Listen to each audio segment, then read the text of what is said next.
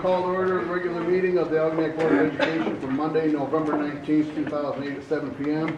We can stand for the Pledge of Allegiance in a moment of silence. Pledge of Allegiance to the flag of the United States of America and to the republic for which it stands, one nation, under God, indivisible, with liberty and justice for all.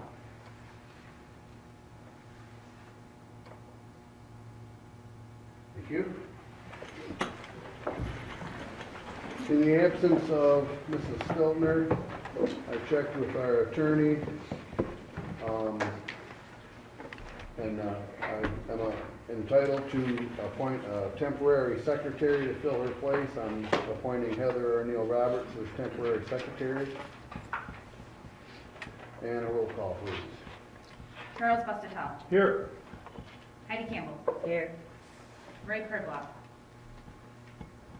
Sharon Stiltner. Andrew Boulay. Here. Philip Clark. Here. And Heather O'Neill Roberts. We have a quorum. Thank you. Recognitions and presentations, Mr. Lito. Oh, yeah, wait a minute. Before we do that, I'd like to make a motion to amend the agenda to remove action item 7C, the roof situation. Support. Been moved and supported. Any discussion? Hearing none, all those in favor, aye? Aye. Any opposed? That passes. Now, Mr. Latos. Yes. With great pleasure tonight, we get to honor one of our, not oldest, would be a wrong term, but one of our most veteran coaches, and probably one of the most veteran coaches that's ever graced Algonac with his presence. Dan Schaefer, 39 years, coach? 41. And it's amazing. This year, great accomplishment to get into the Michigan Sports High School Hall of Fame back in September, and we want to acknowledge that and acknowledge Dan today. Dan's been here before several times for various presentations, be it his team's accomplishing great things not only through cross country or track, but cross country. And I think at one point he was a football coach and probably coached almost everything here. But if you've ever been out to the track in the spring and watched Dan in action with kids, and you know, we've had a ton of success with this program, and a lot of it has to do with Dan's out. When he was in the school, we had always just enormous track teams, because when I was AD, and we had to order several buses to sometimes go to things instead of just one. But Dan always had a way of getting kids excited and interested in track. And then certainly the commitment after he retired from teaching to still keep that going, and he still attacks that with anything he does with that same passion. And you know, one of the true testaments is again, you know, I was an athletic director when Dan was coaching, and I remember the first couple of years when I did this, and Dan would come to me and say, you know, we're going to host a regional this year. We're going to host these certain Muskrat Classics, another one. And the amount of work that goes into these things is just, it's incredible how much work that is. And I've said, I don't know if I'm ready for this, my first year. Don't worry, Al, I got it. And indeed he did. And it takes a whole lot of time, but Dan, with all the experience he has, and just has been a great service to our kids. And Dan, I do appreciate this. This is a great honor right here, but everything you've done, we just want to say thank you tonight on behalf of the board. So come on up.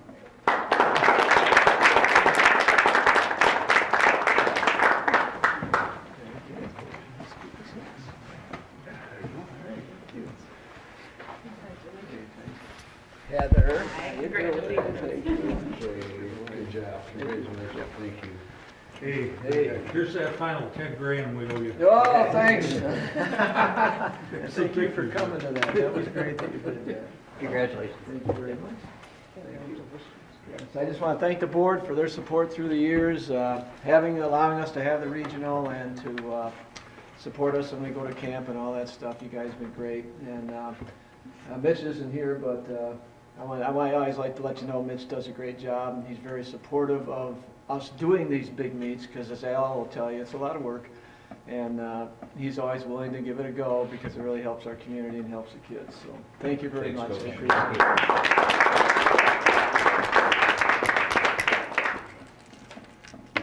Got it, you sure? I'm sure. Yeah, all right. Thank you all.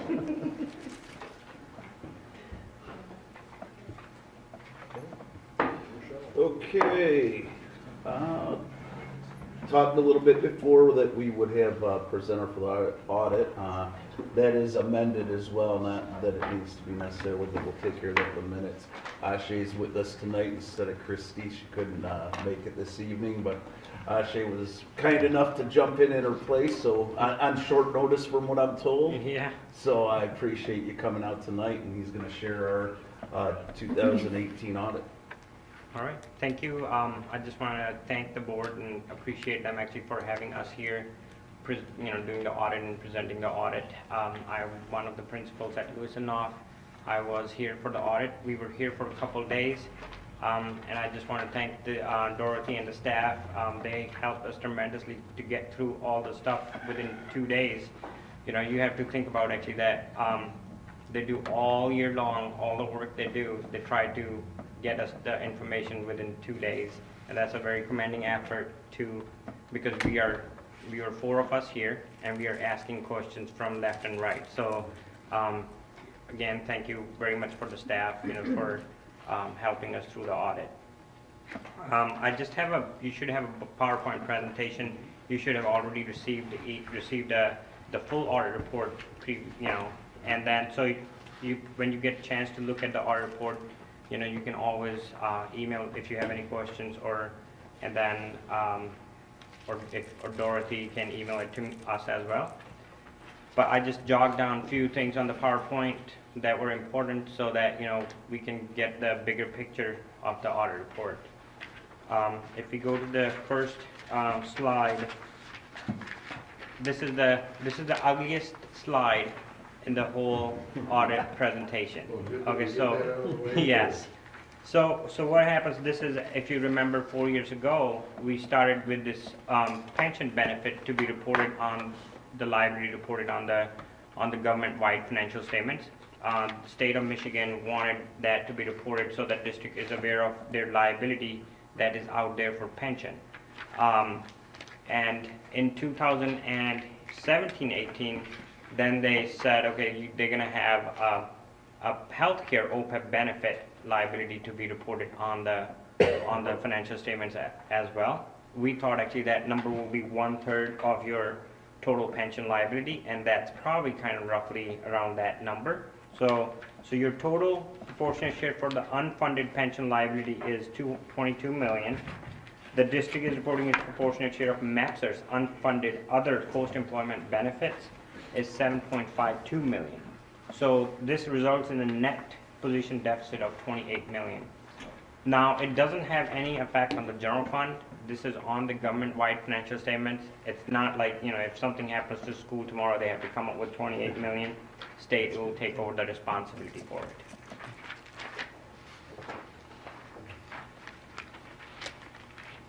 When we perform the audit, we provide the opinion which is on the page 1 of the report, and that opinion is based on reasonable assurance. It's not absolute assurance because we don't look at 100% of the transactions.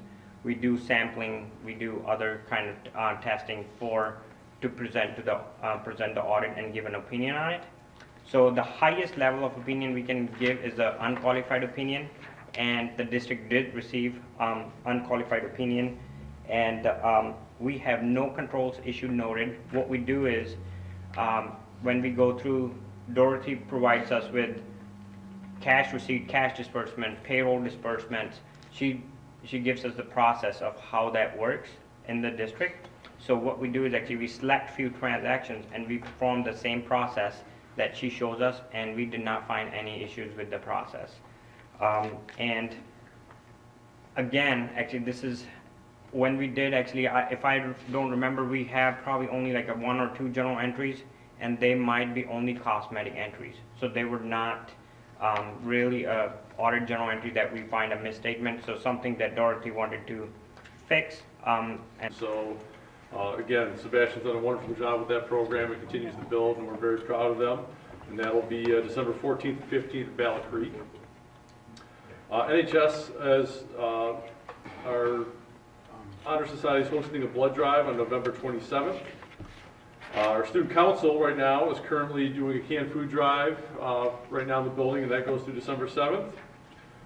And then also right now, Mr. Cesaro has taken upon himself is that he's trying to organize for next year Washington D.C. trip for current group of 7th through 9th graders. We started announcing that, and there'll be some information going home for a parent meeting. I believe it's on the 28th that he's going to have some and talk about that. But again, we're looking at next year, so giving time to do some fundraising for the kids to get up there. But he's taking that on. And last but not least, we started having talks with our college advisor, Ms. Peterson, at the end of last year about trying to get a career fair here for our kids. We've noticed that, again, especially in our younger group, our 7th, 8th, and 9th graders, not really think about what they want to do beyond high school. And we really wanted to introduce that to them a lot earlier in the process to get them start thinking about, again, what job do they really kind of want, and then what do they have to do to get there. A lot of times, again, as we get to our kids, they'll talk about, well, I'm going to college, when they become seniors. We'll ask them why, and they're like, because I'm supposed to, and so some of these kids will go, and they'll go, and the cost of colleges now, and can earn quite a bit of debt without really getting into what they want to do. So we're trying to alleviate a lot of that, and so on December 7th is a Friday, we're going to have a career fair. We got a handout here. This will include in here the information. It's also got all the people that will be there. It includes quite a bit: manufacturing, engineering, and the Air Force, physical therapy, trade programs. Oh, you already got the account there.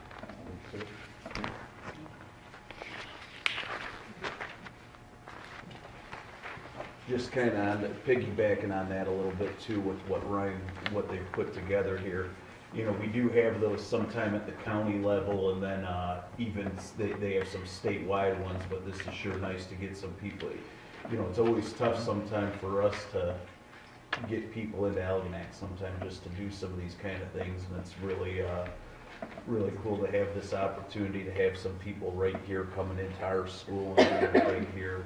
Hopefully drums up some interest in some things, and hopefully continues to grow years to come. And just so you're aware, in that whole first week of December, it really is kind of it's career week here, and so most of the classes here, they'll be building that into the curriculum, the career exploration, especially at the middle school level.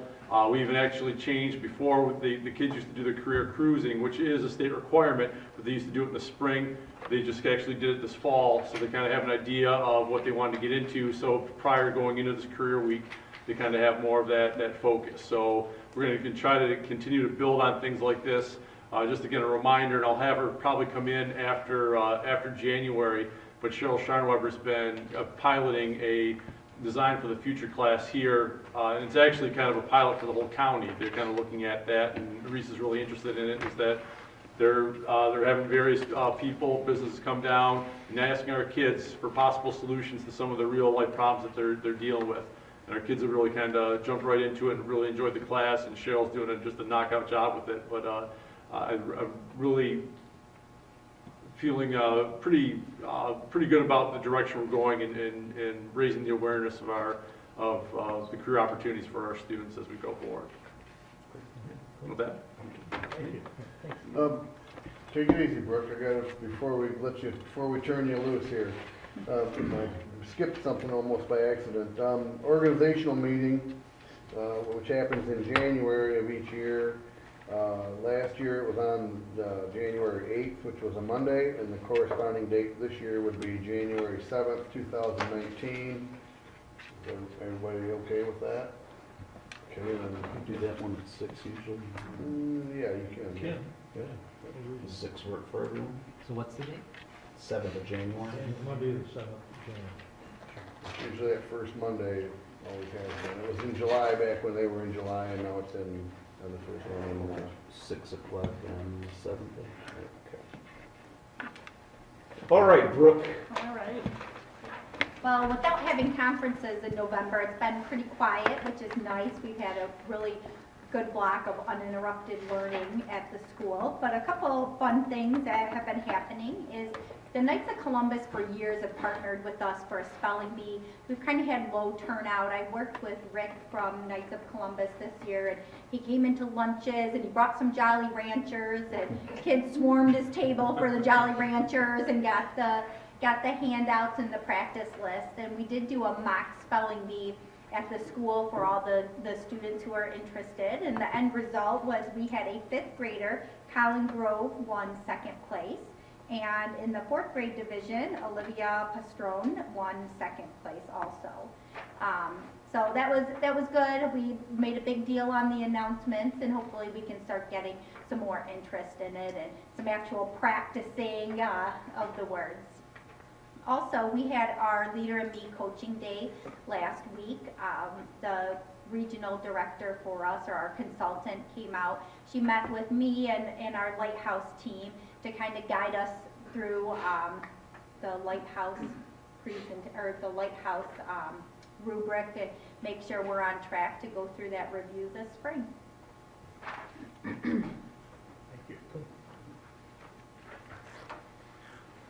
Okay, Melissa. Just like Brooke said, we've been real quiet in those sites too, lots of stuff going on. We did have our first Alice parent night for our Alice lockdown drills. We didn't have a lot of parents come out, but we got the conversation started, and so we'll look at doing that again. We did have our first lockdown drills using the Alice format at both Algonquin and Millside. Officer Fajardo attended both of those. The kids did great. Teachers are doing a great job with it, so we'll keep rolling that out to our families. We also had our ECSE, our Early Childhood Resource Fair for parents this past Friday. So we invite our parents in for our early childhood, and we focus this time on visual supports with students, showing some of the things that we're doing here at school and how those can help some of those home routines as well. We had a good turnout of parents come to that, so it's always great to see them come in and interacting with Jennifer Hughes, who does a really great job in that room. We just had our Thanksgiving Pilgrim and Native American Parade, where the first graders sure did look cute and dressed up. Paraded through Millside and then over to Algonquin, and then shared the turkey feast with their families in the schools. So they're always so cute, always brings a smile. On the other side, both Brooke and I and our Lighthouse teams have attended Leader in Me conferences last week to make sure that we're on target and what we need to be doing there. We had staff professional development days on Halloween and November 7th in all 3 buildings. So staff are taking that knowledge and putting it to use during this time. And then, I don't know, Al, if you were going to say it, but we just were notified through Title I that we did receive the additional time grant for kindergarten through 3rd grade, about $20,000. I appreciate you pointing that out. Now I officially have nothing to talk about tonight. Robotics is covered. I have one question. So, Leader in Me, I remember when we started it out, and I was in those meetings with everybody when those folks came in from all over the country to interview us to see if we were worthy. How's that where are we in that whole process? I mean, does somebody still come and do a review? Didn't somebody just come and do a review, or do they, or once you're in, you just keep on going? Or no, we are up for this year. Algonquin and Millside are up for the Lighthouse review. So that's what we're looking at doing. That it won't happen until the spring, right. But we're formally trying to get ready for that process this year. And how often does that happen? Every 5 years. I was going to say, that's what I thought it was here. Okay, thank you. You're welcome. Susan. Okay, not a whole lot going on for us either. We had our trip to the fire department. It was real successful. The kids had a great time. The firemen were great. They did a great job with the kids. We had our Thanksgiving feast last Thursday, and the kids got to bring their families, and everybody brought a dish to pass and had a great time with that. Big turnout this year. I was so happy to see that. We're in the middle of conferences right now. Pre-K is doing great. All the parents are coming. They're signing up. The daycare kids and the younger kids, they're not coming as much, so we've offered phone conferences. Maybe that might be a little bit more convenient for them, so we're hoping to get a better turnout for that too as well. So that's all I've got. Board reports? Superintendent's report. really did get a lot of my thunders going there. I'm gonna start doing mine first. I was gonna talk about robotics. And Yeah, I did, so I was yeah. gonna do. No, but I do want to extend that, again, congratulations on behalf of the board to the robotic. That whole thing is just, it's gone so fast, and it's, you know, just doubled in size and then tripled in size. Now we're 5 teams, and it's, you know, and all doing great things out there, and I just, the amount of time that goes into that, I just, everyone involved, Nicole, thank you very much for everything everyone does out there with that. It's a wonderful program. The additional time grant, that is good. Brooke and Melissa and I kind of want to, I know we got a little bit of a plan, I think, on how we're going to spend that money, but we'll tighten that down too. Again, it's a $21,000 grant, but everything helps, and that'll help us with our early literacy stuff, and we know that that's where we're trying to build some foundations for reading. So again, any little bit helps.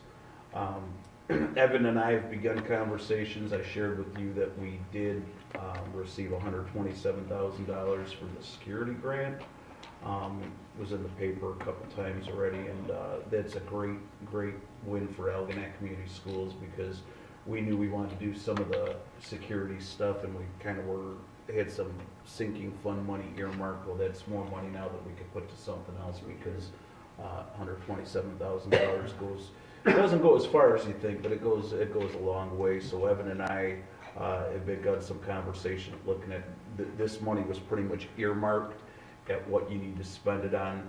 Ours is, we've talked about the issues with locks and tracking who comes and goes from the buildings, and when people are in here, what they have access to. So we've started to look at a card reader system, and also with you know, the amount of keys that maybe are out in you know, throughout. I always joke that, it's not really a joke, but I always talk about how it seems like if you ask, probably every 5th house somebody would have a key to one of the buildings here, and it's probably not that bad, but it's just over the course of many years. You know, people have retired, people have, you know, left the state, and you know, we try to be pretty diligent in keys, but I think over the course of 25 some years, it's probably gotten away from us a little bit. So we want to get that tightened down. Security is obviously still number 1 point for us, and we want to make sure that we're doing the right things with that. So hopefully that's, and that's money that's got to be spent this year. It's got to be spent by the end of the school year. So Quick one, do our teachers have badges that are compatible with like those entry things, or would that include rebadging? Well, this would be even more so, Phil, because this would be for their classrooms as well. Mm-hmm. Think, you know, like maybe a good description of it might be like at a hotel with the way that, so you can get into this room with it, that kind of a setup. So, and then in terms of tying it in with the whole wide building system, that's something that, yeah, we're looking into seeing how those talk to each other, or how that's going to look too. So we'll keep you updated on that.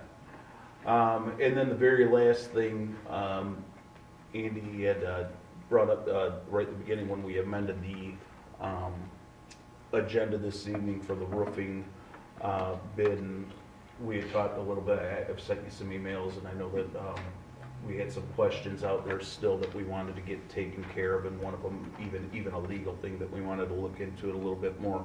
I've gathered that information, but the information got to us today. I haven't had a chance to really go through and get it to you first of all, and then kind of work through it in my mind to make sure that we're, you know, following process and procedure, and we're doing the right things. So I would like to propose a special meeting because of the timeline on that, and knowing that actually with the bid that we have, Dorothy, December 12th, that bid can expire, in which case we're basically starting over. And at that point, you're talking about not getting this project done when we need to get it done. So was hoping maybe next Monday we could revisit, if that works for you. And I don't know if 6 or 7 works better for most. 26, right? 27th, I believe. Or am I wrong on this? 26. 26. You're right. Yep. 6 work, or do we want to do 7? 6 works for me. Anybody can't do 6? I can do 6. Right? Okay, let's shoot for 6 o'clock then. And we'll get that posted out there, and with the holiday coming up, we wanna make sure that we get it posted quickly, so. We'll do 6 o'clock, like I said, I will share, the information that I received from the, construction manager and also from, our last rep, and then also from True Law that I got today. Share that information, get it out to you tomorrow. And I think that's about it for Al. Good. Visitors and new requests? None. None. Action items. The 2017-2018 financial audit. I'll suggest a motion that the Board of Education accept the 2017-2018 audit report as presented and submitted by the auditing firm of Lewis and Knopf. Support. It's been moved and supported. Any discussion? Hearing none, all those in favor, aye? Aye. Any opposed? That passes. Resolution for the summer tax collection. I motion to approve the annual summer tax resolution as presented, calling for 100% summer collection of school property taxes in 2019, with a copy of the resolution to be provided to local governing bodies prior to January 1st, 2019. The complete copy of the resolution shall be attached to the original of these minutes. Support. Been moved and supported. Any discussion? Hearing none, all those in favor, aye? Aye. Any opposed? That passes. Make a motion that the board go into closed session at 7:45 for the purpose of discussing negotiations. Support. Been moved and supported. All those in favor, aye? Aye. Aye. Any opposed? That passes.